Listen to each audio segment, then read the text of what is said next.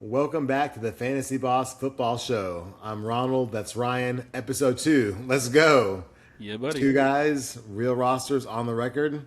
We're going to talk July, the tag deadline hit. Three guys got paid, one got left at the altar, and camps open under 2 weeks. The part I've been waiting for, we get to go back to last week's locks and see how the market's treating us. Ryan, you nervous? Not nervous at all, man. I feel good. I stand by business. I stand on my business and what I said for sure, man. You'll see that the whole way through. All right, good. We got some stuff to talk about. All right, yesterday, 4 p.m. Eastern, 4 players tagged, 3 got paid. How you feel about that? What's the news?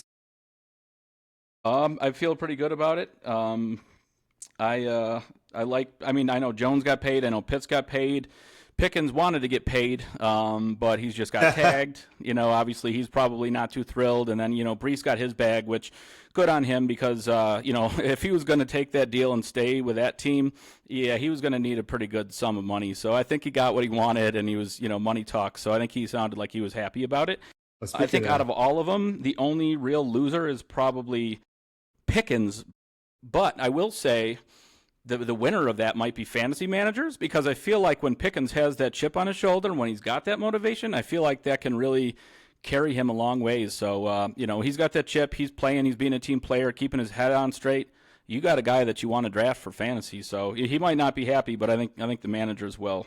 Yeah, so Brees Hall got 3 years, 43.5 million. Kyle Pitts got 3 years, 54 million. Daniel Jones, man, he got paid 2 years, 88 million. Good for him. Yeah, right. He does it again. Man, hold on. I got something queued up for this. Daniel Jones, 2 years, what was it, 88 million? Here we Yep. go. Yeah, man, hold on. Give that man a hand. He's laughing all the way to the bank right Yeah, now. no kidding. No kidding. I mean, good for him. He had a few rough years in New York, which looking back is like, was it Daniel Jones or was it New York in that system? Is he a different guy or he's just in a better position? Because he looks like Superman out there when he's healthy. I agree with that. I think it was everything. I think coming out of Duke, he had a lot of, obviously everyone thought that Gettleman reached on him where they took him. I think it was like 5 or 6, and he was supposed to go way later. So everybody was like, whoa. His arm strength wasn't that great at Duke, and, he was mobile and whatever, but he wasn't ever, like, a top-tier prospect. You know what I mean? It wasn't like, oh, my God, they got Daniel Jones. He's, but I think he came in. And he's a pretty good guy. The team seems to rally around him and like him. And I think he brings this toughness, that's actually really, really helpful. And that sort of, helps to offset maybe his physical limitations with his arm and all those things. So over the years, I think he's actually gotten so much better because for a while, his accuracy wasn't good. And then his arm strength was bad. His throwing motion, he was pulling it and just missing dudes. And he had the game where he tripped on the air or whatever, run into the end zone. So yeah, he had tough times, man. But then, yeah, he bounced back, had a really good year, got paid by the Giants, fell on tough times again after that, and then came to the Colts, played so well, almost MVP conversation level, Wild. and then obviously had the horrible mishap Yeah. with his Achilles. So good on him for getting paid. I hope he comes out. Steichen's a good coach, so hopefully they can work it out there. He's got good weapons too. So. Yeah, they're talking about, taking the load off JT. So with having Jones back, it's going to be some fun times around there. We'll see. Yep, I agree. I think they could be better. If he comes back and plays week 1, I think they could be a better team than people expect as of right now. Man, and speaking of some folks with some tantalizing upside, I didn't realize this. So from week 13 on last year, won Kyle Pitts the third best receiving grade, right? Not amongst wide receivers, I'm sorry, not amongst just tight ends, amongst all catching positions. So he got his bag now. How you feel about that? Are we buying it's not the hype, right? Do we believe in the stretch? Are you buying it for the whole season? Or was just So he's a tough one to figure out, and I've watched him. I watch a lot of college ball, so going way back, I've seen him play at Florida. He was unbelievable. Him and Bowers are the generational talents of the past, 5, 6, 7 years or whatever. So he's every bit on a skill standpoint and what he can do as a receiving tight end. He's as good as any prospect, other than Bowers, I would say. And so that first year he came out, right, he hit a grand. Everybody was like, oh my God, I think he was going like top 5 overall in dynasty drafts. Like after he was balling, he was like 20 years old. He was going crazy, and then enter like Arthur Smith and the Jonnu Smith thing and that whole mishap where like they were just using him completely wrong, and then his snaps went way down. So yeah, so then it wasn't as appetizing because if he's not on the field and he's not getting targets and the offense is kind of just a run heavy mess, and it seems like Arthur Smith just tries to mess with fantasy managers. It's like, oh, you got this really good thing, I'm just going to like take it away. Take Bijan out at the 1, like, but take Kyle Pitts out for Jonnu Smith. It's like, yo, this guy is just messing with me right now so bad, pissing everybody off. But then, I think Pitts always had the talent, like I said, and I think that he just got an opportunity. He played more snaps last year. They utilized him more. They split him out wide, and they used him the way that he's supposed to be used. Like, he's not really like the inline, like hammer and block tight end. Like, put him in motion, get him in the slot, put him in, where he gets a mismatch, right? That's what he is. He's a mismatch guy. If he's on a safety, like if he's matched up with a linebacker, he's going to win that matchup because he's just more athletic, faster, taller, like can go up and get it. So, yeah, I think that Pitts is really good as a player. And he's got a match made in heaven. I don't know if people realize that Stefanski is just super, super tight end friendly to, running backs and tight ends. So I think for Bijan and Kyle Pitts, this is good news. If you're going to complain about anything, maybe Drake London, you could have a gripe or something because, Stefanski's receivers and those things don't always do as well. But I think that Kyle Pitts coming off of a tight end 2 finish last year, that's the thing too, man. Tight end 2 is like, so yeah, you can't really just mess around and get lucky into that, even though obviously I think a lot of his points did come in like week 14 in that like first round of the playoffs where he had like that glorious game with like 55 fantasy points. I had him going in like, I think 2 or 3 leagues. I played against him one of those weeks, man. Oh, you did? What do you do? Yeah, you just got to eat that one. Yeah, you just shake your head. Yeah. Yeah. My wife thought I was about to have a stroke. I was like, I'm actually happy, believe it or not. I'm like, really? She's like, you're like nuts. I'm like, yeah, man, Kyle Pitts is winning me all my matchups like the opening night of the playoffs. Like, hey, man, I'll take it. So, yeah, I certainly am a Kyle Pitts believer. I think that he can sustain it. I don't think he's going to sustain like top 2. I think he got lucky that Bowers kind of, was banged up and that offense was bad. And, some of the other things, I think Warren's good now. So I could see him being like still top 6-ish, which is still really good, for where if you got him a couple of years ago when everybody was like, oh, man, he's washed or whatever. Like, so, yeah, I think that he's probably right where he should be, if I'm being honest. Yeah, I've got his draft card pulled up from our newly released draft kit that one High Society Fantasy did, so go check that out. But yeah, I mean, the price you're paying for him, what is that, the 7th round-ish, somewhere in there? It's a lot of upside, right? I mean, you've got a little bit of floor risk, maybe health, maybe they don't use him as much as we think, but man, you're not paying top 5 round draft capitals. Like, I'm not expecting a first round player in this. Yeah. Yeah, I would rather take him where he's going than take Trey McBride where he's going like 100 times out of 100. For sure. So I think we get some, general good news out of this is that contracts equal usage for the most part, right? They got paid. Team's going to use them. You have to worry about that kind of stuff. Yeah. I like the Pickens. I'm a Cowboys fan. Well, I grew up in Dallas, and I do love me some boys. But as with any team, but I feel like especially with the Cowboys, drama can surface, right? So what happens with Pickens being on a 1-year deal if the Cowboys aren't good? What happens if they are good, right? So how do you feel about Pickens, the ADP, and the uncertainty around some possible drama with that contract not getting done before the season's out? I think you said it perfectly. I think that that there's upside and there's downside. The upside is, I think you saw last year that he was super hungry to get after it, had the monster, like top 5 wide receiver finish last year. Obviously, CD missed a bunch of times, so that contributed. It probably inflated his numbers a little bit. But regardless, I mean, he was playing well. They were moving him all around. He wasn't strictly on the boundary. He would move around more. So, I mean, and in my opinion, I'm not sure if there's a receiver in the league that plays on the boundary in the X role that has better tools than him. I can't think of any. I mean, Nico, or he's better.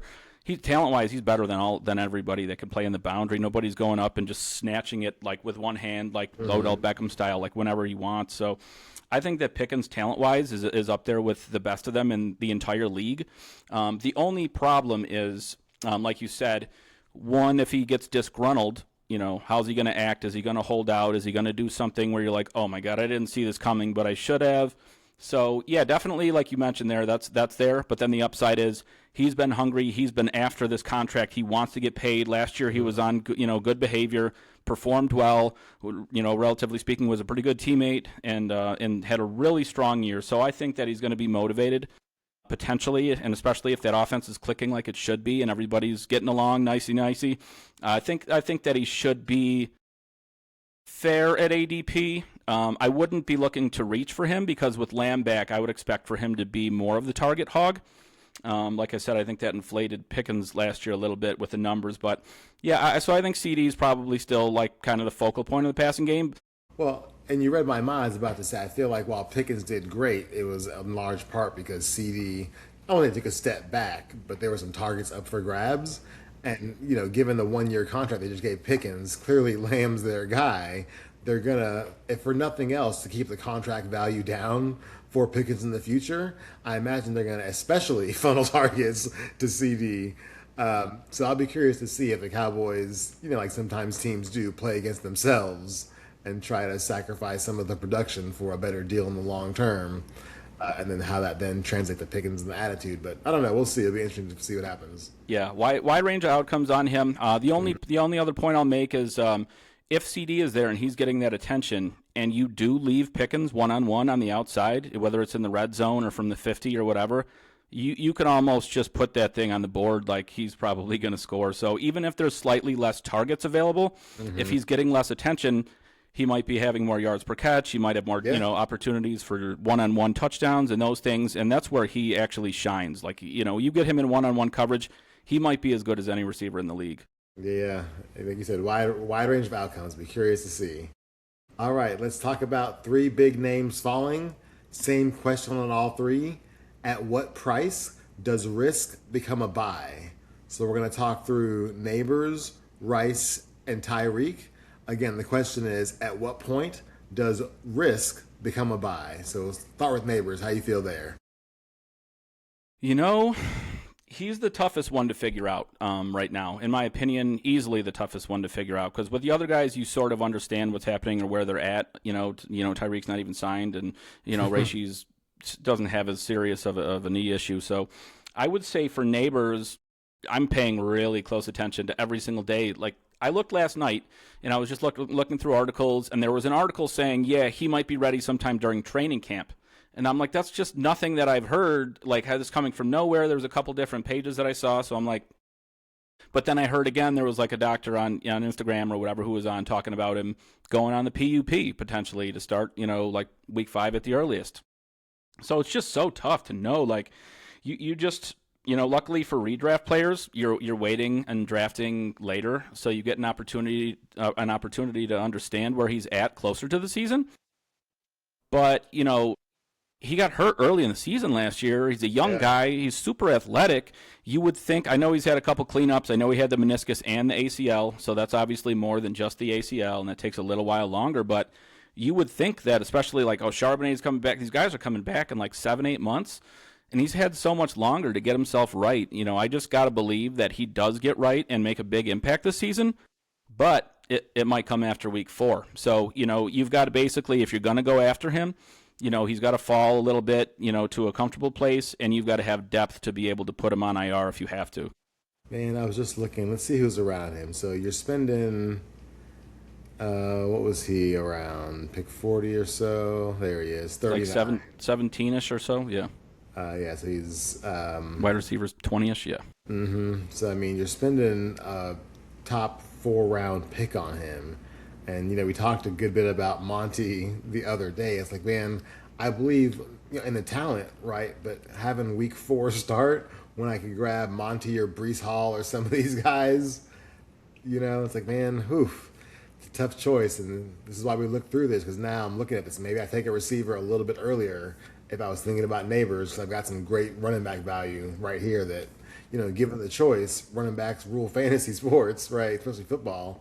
But, man, yeah. But it's tough because he's the ultimate swing for the fences in this range. If everybody's right and you're looking at this list, it's not even close. You know what I mean? Like if you're looking at this list, he's an alpha receiver that's coming off of 100 catch seasons, 1,000-yard seasons. His rookie year, he had like 1,200 yards with like 100 plus catches, has 7 or 8 touchdowns. Like at LSU, he was a stud. He's arguably a better prospect than Harrison was coming out. Just had less of a big name, but I think that Neighbors is as talented. I think he's more talented than like Puka Nacua easily. I wouldn't even think it's even like a conversation. So I think on ability alone, he's up there with the very best. Like, you put him in there with like the JSNs and all those guys. I think he's better than JSN, when he's right. Clearly there's risk, but if he's right, he's better than all of those guys. Obviously like Chase and Jay Jettas and those guys are better than him. But after that, really not many more guys I would put over him in terms of he can line up anywhere. He can go get it down the field. He can just put you on skates. Like he's a yak machine. He can get it in the red zone and toe tap. He's had so many nice touchdowns. So it depends on how your roster's constructed before you get to that point, in my opinion. If you have the ability and you want to take a swing for the fences and you think that you can maybe like make shift your lineup in the first half to get through, then he's a league winner, after like week 6 or so. I think that you'll be happy in the long run if you can kind of just stay above water. They say health is wealth, right? So I hope he stays healthy, because if he does, he's a monster. But that's the question, right? This is why you're getting him in the 4th round and not having to pay a higher price. But even still, 4th round, just man. 5th round, no problem. It's like 4th round, there's still so many good players. But yeah, this is why fantasy's fun, right? You never know what can happen when, who's going to pop off, so got to stay ready. Give me your quick thoughts on Rice, his 30 days jail, knee cleanup, trying to rehab from behind bars. How you feel about Rice? Is he still dropping on your boards? No. Not at all. I've got quite the opposite. I've got the opposite take from the community. I feel like so many times I'm kind of against the grain on things, but I think that Rice is like when he's out there, you saw the kind of target he had, like the targets that he was getting was alpha receiver targets. He was just getting peppered. He's really all they have outside of Kelsey, and now Kelsey is obviously looking at his last ride. He's had a hell of a good run, but he's coming up on that cliff. Yeah. So Worthy's like 160 pounds soaking wet. So it's like, out of all the guys that they have, like Mahomes looks like he's ready for week 1. So all the the down and the bad narrative around Reishi, makes it so that he's falling down drafts, and I feel like that only makes it more enticing for me to want to get him. I think I've got him like 9 or 10 spots higher than consensus right now. In probably in redrafts and dynasty both. But yeah, he's a target hog. I know he's got risk, and I'm comfortable with risk. I'm not the guy that always plays it safe. I like to, if anything, I go in kind of hoping to get a little balance of like I want risk and I also want like a Monty, or I want to like, so if I get a Neighbors, I get a Monty. If I try to offset risk with safe and have a balance, so you don't get yourself in too much trouble. Because if you're all risk, there's a pretty good chance you fall on your face, or you get really lucky and you hit a home run, but like the probability is low. But I love Reishi. I think that he's already like healthy. Reed said he's ready to go for camp, and he hasn't made too much about the fact that he had to do that brief stay there because of what went down. But they already let him off with whatever the news was beforehand. So I would expect that if he can find a way to stay on good behavior, he has a contract that he's due to be getting, and I don't think they're going to pay him before he proves that he can come out and play well. So I think he comes out and plays well, man. I think that he's a really good deal where he's going right now. He probably is a riser if he has a good camp. He's going to be a big-time riser before redrafts. Well, speaking of having to play well, let's go back to let's get to our on-the-record check-in. So last week we locked in some takes. So a few days later now, we're going to grade ourselves. We're going to talk one Tyler Shough. So it seems the market is moving against him. One of July's biggest fallers, going around 122 overall. Some of the data showing that TD to interception run is unsustainable. Got questions around the Kellen Moore fit. So how you feeling? Are you folding? You holding? You doubling down? Hey Ryan, you got a note?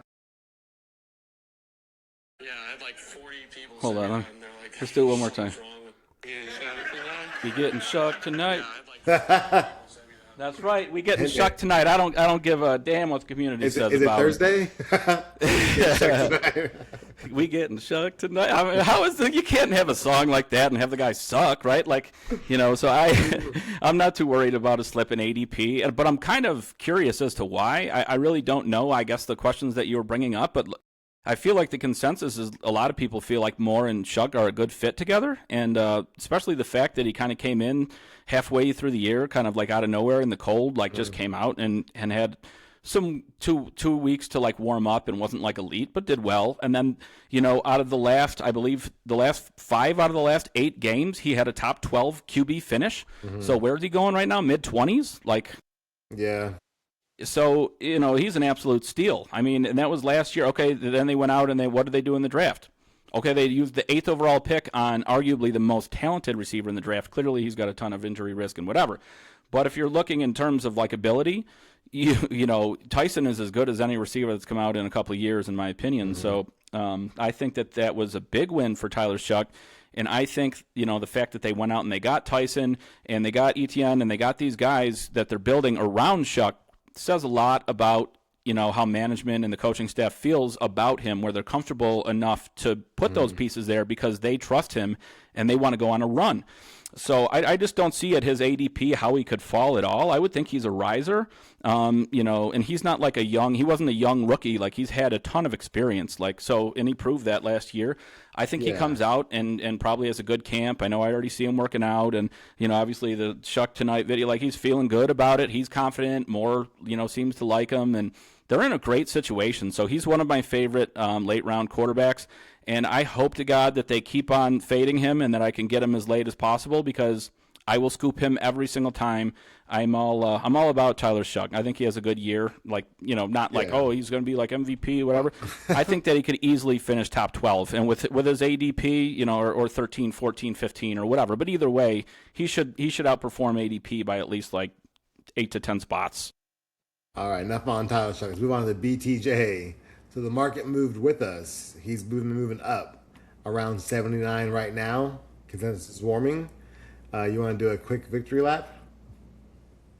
It's early. Yeah, I got you. I think that his ADP is kind of based on off-season comments and those things where Lawrence and Cohen were both saying, one of the more important parts of our offense is getting him involved, and especially in the vertical game. So I think the community kind of always takes that and runs with it. So yeah, I think that's probably why, was because he was dazzling in the off-season early camps and those comments. So we'll see if he can keep building on that. He may be one of the risers of the whole league coming up on August.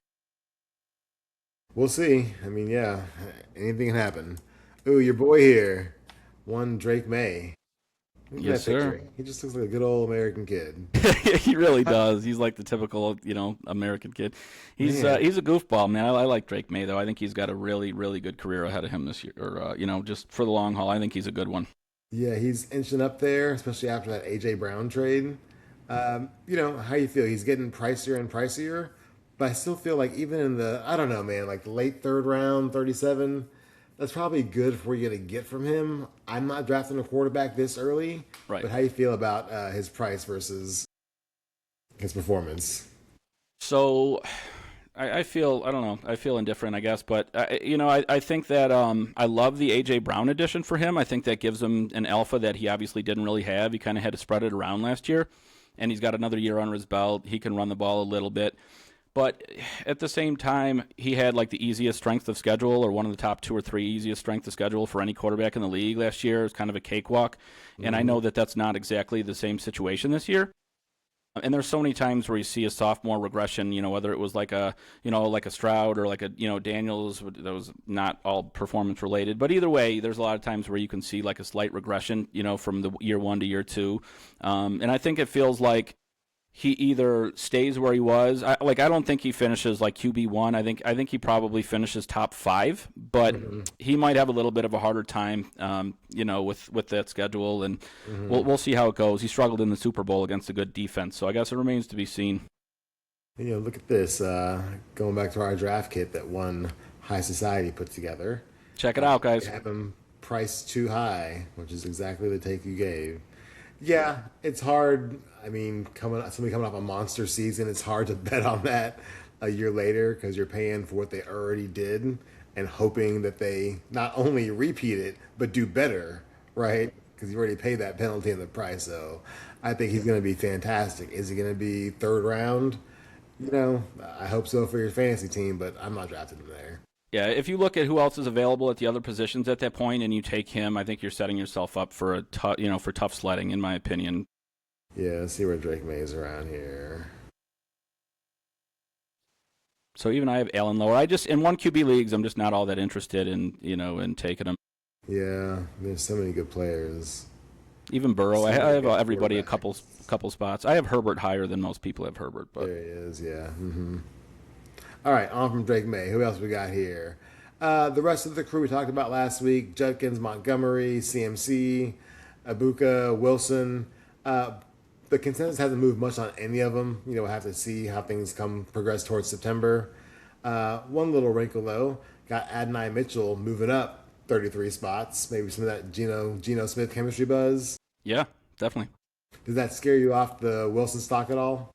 No, not at all. If anything, it might help Wilson because A.D. Mitchell can kind of play outside in the boundary. And so if he's a field stretching, like if he's a jump ball threat, if he's going and making plays, back in the back end there, that kind of frees up space a little bit for guys like Brees and Garrett Wilson. So I feel like AD's not going to be like a high volume guy anyways. So if he's doing well and doing his job, it's getting down the field and gaining respect of the safeties and, doing those kind of things. So I think that having a presence that can be on the boundary like that can help Wilson to kind of move around and like the flanker in the slot and play where he likes to play in the middle of the field and just like put people on skates. So I think that A.D. Mitchell is a really good player coming out of Texas. Obviously Texas and Georgia he played at, but he finished at Texas. He needed some polish. His routes were pretty clean, but his hands weren't consistent. And sometimes obviously he had those plays where you drop the ball and you had to wonder if his mindset was right or what he was thinking. But if he can find a way to take a step in that maturity department, I think that A.D. Mitchell can be a really good player for them down the field and open everything up for the guys that you are going to want in fantasy. So he's actually going to be a guy that helps your guys, in my opinion. Agreed. Yeah, we'll see how that shakes out. I'm going to give you one lock under pressure, one's trending right, the rest are incomplete. Most shows would never mention Shough again. We're going to talk about him every week until one of us is right. Let's go.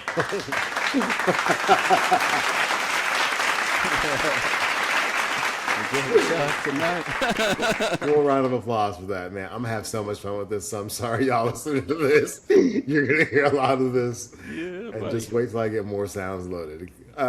Sorry about that. So let's talk about some names climbing right now. Is this real? Is there discount left? Let's talk about one Quentin Johnson. One of the biggest capital risers, plus 30 spots or so since May, coming in around wide receiver 35-ish. Folks are excited about the new offensive coordinator, McDaniels, that manufactured yards after catch. Johnson had 8.3 yaks per reception in college, right? That's a big number. Keenan's gone.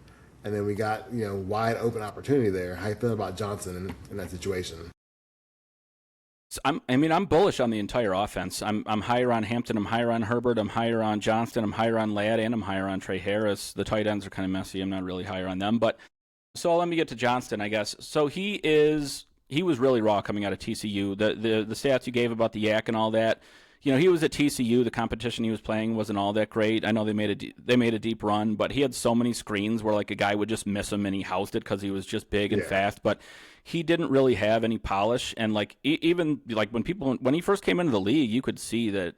I don't know if it was in his mind or whatever, but he had hands that were just like he was dropping things where you're just like, oh my god, like that poor kid or whatever. Like he's going through it. But I think that he's been coming around and he's been improving. He's kept a good mindset, and I think he seems like a good guy. So, and not for nothing, but I mean, he's probably the most perfect fit for Mike McDaniel's scheme when you think about what he wanted to do with Tyreek and Waddle and those guys that were getting over the top of defenses, and he had Tua kind of just throwing bombs and they were just roasting guys on the outside, and it's speed, big plays, speed, big plays. So I think that he's the kind of fit that McDaniel wants, and I think that he may not get the volume that he needs to be doing that every week. Like he's going to have weeks where he's getting you a goose egg. Like I'll tell you right now, but he could have weeks where he's got 3 or 4 catches for 120 yards and 2 touchdowns. Mm-hmm. But I think that there's a guy who's probably a better value than him, who's actually more in that Keenan Allen mold than Johnston is, and I think that that's Trey Harris. I think that he's a lot more versatile, and where Johnston can only really play in the boundary and take like screens and and deep balls or the deep post or whatever. Like he only really gets vertical or screens. He doesn't have that route tree where he's just like cutting it up, and playing in the slot, playing in getting open in the intermediate areas. And I think Trey Harris is the guy that you want to target later. I think that he fills more of a Keenan Allen role than anybody. He's got second round draft capital. He's a really good player, and he's definitely the forgotten man, and he's basically free. So Trey Harris I would prefer over Johnston. But I like him also at ADP as just a boom or bust guy. If you plug him in, on a bye week or something, he could be a winner for you, or he could cost you. Mm-hmm. Good stuff. All right, let's see what we got next up here. Man, where's the month in the summer going? Camps open in under 2 weeks. The Vets report July 28th. That is right around the corner. So what's your boldest take the camps will prove in the next 3 weeks or so? So everybody knows I kind of like, I'm going to get back on Emeka Egbuka a little bit. Hold on. Let me guess. Sorry. I think he's the biggest. I think that he's going to become, if not like one of the very biggest risers, the biggest riser. I think that they're going to see how much they're utilizing him and where they're moving him. And everybody wants to kind of, bust his chops about like, oh, he wasn't doing well in press man, this other stuff or whatever. So, but he was playing out on the boundary in the X role. So these guys pulling these metrics out don't understand like the game, like the actual situation. So like, yeah, he was struggling out on the boundary in the X because like that's literally not where he's ever played. So yeah, that's a good metric to pull. But I think that everybody's going to see the kind of volume he's getting. He's going to be a big riser. So yeah, he's that guy I'm planting my flag on over everybody else. I've got him higher than everybody else. I know he's starting to get buzz, but I've been on him for quite a while. Him and Luther Burden are my 2 receivers. I'm rolling with, like ride or die, like till the breaks go. I'm gonna go whether it's off the cliff or up to a beautiful place. That's where I'm going, wherever they take me. Yeah, the experts are saying top target, so get on Egbuka while you can. While I love me some Godwin, man, he's both getting older and always injured, and so that's not a good combination. Right, exactly. Let's see what else we got here. Man, we're winding this stuff down now. The show's flown by. Where's time gone? I know. The days are flying by lately, man. The summer's going by so fast. But I'm always excited when it gets to be, college football hits right before NFL, and that first week of like college, even though they're like cupcake matchups normally, you like get it in your blood. You're like, oh yes, I feel alive again. I know. Yeah, the closer the football season gets, it's like, ooh, let's do this. I don't know how many drafts I'm going to do this year, but it's going to be a lot. Yeah, absolutely. Yeah, I it's in my blood. I'll do as many as I get asked to do, pretty much. Other than if somebody asks me to take like an orphan, you want to take this like awful dynasty orphan? I'm like, yeah. Bro, that team is terrible. I can't imagine taking it. But yeah, anything else, I'm pretty much down. Yeah, can I get some extra first round picks, or what's the right? Give me a free couple years. Like what is this roster? Especially in like Dynasty, man. It's like once those leagues fall apart, it's so hard to get somebody to come back in. I've seen leagues where managers, they don't care and they just make some dumb trades towards the end, either because they're upset or because, who the hell knows why. But it's like, yeah, once one team bounces and left somebody else that really crappy team, like who's coming in there? Yeah. With no picks, no talent, nothing to trade. Yep. It's got to take a certain kind of like confident individual to be like, you know what, I see this mess and I'm going to make it into something or whatever. I like a good challenge because most people are like, that's throwing your money off a cliff. But yeah, I agree, man. Filling those orphan dynasty spots is a nightmare. You better get in leagues with people that you can trust. Otherwise, if they're selling their future picks and doing that stuff, you better get their buy-in for a couple of years or something just to cover it in case it goes south. Well, let me pull this up here. So for those of y'all that need some drafting help, we've got the Fantasy Boss Draft Kit available. No charge the first 1,000 folks. You can get it. I'm going to put the text in here if I can figure out how to type, because typing's hard. fantasyboss.com/draft-kit. Let's see if this pops up here. Oh, did that work? Can you see that? I see it. Oh my gosh. Look It's at up, baby. I Let's did go. it. Yeah. My grandparents would be proud. I figured out technology. Look at us go. Yeah, I still struggle with it, but yeah. But Ryan's done a great job breaking this down, comparing his picks versus the ADP, giving us some great commentary throughout all the players on here for both redraft and dynasty. So please come check it out. And look at his. Let me pull this up here. Yeah, it is. It is good stuff, man. This app is. Look at Look that. at his face. Look at that mug. That ugly There mug. it is. Yeah. Candid pictures are the best. Yep. Get up in it, man. It's a really cool platform, and he's a good dude, and he's really getting this thing going, man. We're super excited, chomping at the bit to get in here and just have a great platform. And I appreciate him bringing me on too, and I love this stuff. I take it super serious. So any advice you get from me is something I've studied for a very long time. Just know I give you my best every day. So I do appreciate you guys in advance for getting in, checking that out. Hit me back with any feedback too, and we'll go from there. Hey man, drafts are coming, and after tonight and the leagues we're in, I know which people I'm going to snipe you on. So get ready. That's the toughest part. That's the worst part. Is everybody's like, I know who you want. I'm like, right, you're picking right in front of me, dude. Like, man, what? But it's all right, man. You got to give the people what they want, right? Yeah, I can just see it in the future now. My picks coming around on the turn. I'll probably have like the third round pick or a pick at the end of the third round, one a mecha, and I'm gonna have this sound waiting for you.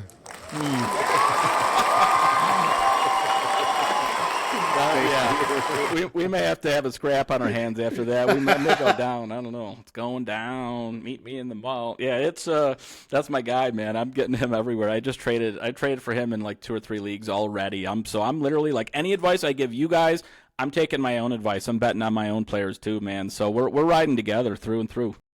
Yeah, and at some point in the coming weeks, we'll have some users on the show and some regular folks just talking about their leagues, their drafts, and to have some fun with this. So thanks for joining as usual. Words are hard, man. Anything you want to say? Parting ways. The end of the day, man, we're getting old. It ain't easy to have good thoughts and and good sentences anymore. But just finishing thoughts, man. It's been real as always. I appreciate you guys tuning in and being a part of this with us. And it's going to be a good run. And this is just the very beginning. So hop on board now, and we're going to have just an absolute blast. And it's a really good crew here. So get in it now and go along for the whole ride. We're going to enjoy this thing through and through the whole way. Amazing. Don't forget to follow Ryan at High Society. Check us out at Fantasy Boss, and we'll catch y'all soon. Peace out. Peace and love, everybody.